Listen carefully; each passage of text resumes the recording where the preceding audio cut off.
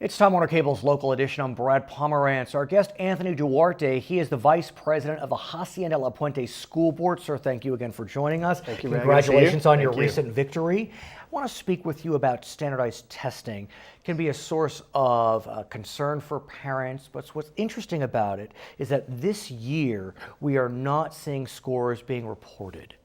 Because of the shift from No Child Left Behind to Common Core, no scores being reported. What do you make of that, sir? You know, this year we're shifting to the SBAC test. In our school district, we actually created new computer labs at each one of our school sites so that the kids can take the test. It's all computerized now. Right. And we are not going to be getting the test results back. That's a little concerning because we want to know as a district what we're doing right, what we're doing wrong.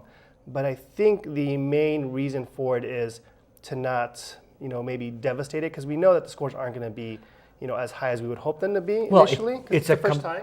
It's a completely different way of testing. Way of learning. Of learning. And what's interesting is on the heels of the test changing for K-12, the SAT organization recently announced that it was changing the way it would administer its tests.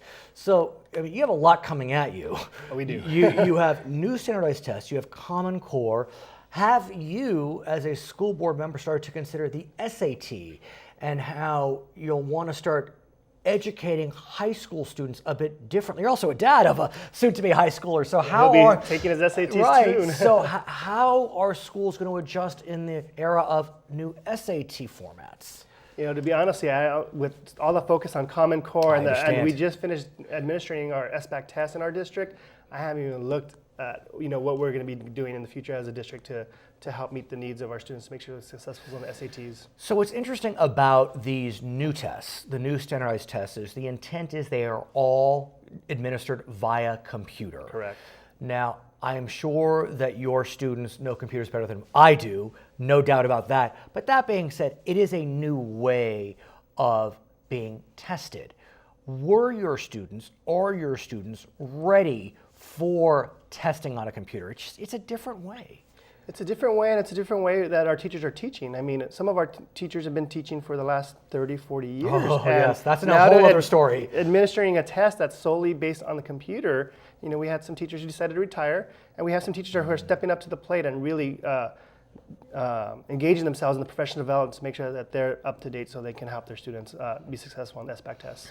So SBAC is looking at administering tests that will be adaptable in the era of Common Core. Correct. Which is looking to teach students a bit deeper, maybe fewer subjects, deeper, not as many subjects, and on the surface. Correct. How is that transition moving? We're just at the beginning of it. It's very exciting, being on the school board and being able to go in the classroom and see our teachers teaching and our kids engage. I walked into a math class, right, and the kids were learning simple fractions, right, and so they did the math problems, and then the desks were situated across from each other where they all got up from their desks and discussed what they learned and how it applies. And so now there's more interaction between the students, a lot more critical thinking that's going on in the classroom, even with subjects like math where that wasn't going on before sometimes. So how are, if I may ask you, the junior high and high school students adjusting? Because it's easy for the elementary kids to adjust to a new way of teaching. But by the time you reach 7th, 8th grade, 9th grade, if all of a sudden the way that you're being educated shifts, that could be tough. Our district, what we did is we looked at what we already have in place, what materials we already have in place, what already fits within those Common Core standards, and then what additional material we can supplement what we weren't adapting. So we didn't go and change our curriculum completely. We adapted what we were already doing. Got it. His name is Anthony Duarte. He is the vice president of the Hacienda La Puente School Board. My name is Brad Pomerance, and we thank you so much for watching Time Warner Cable's local edition.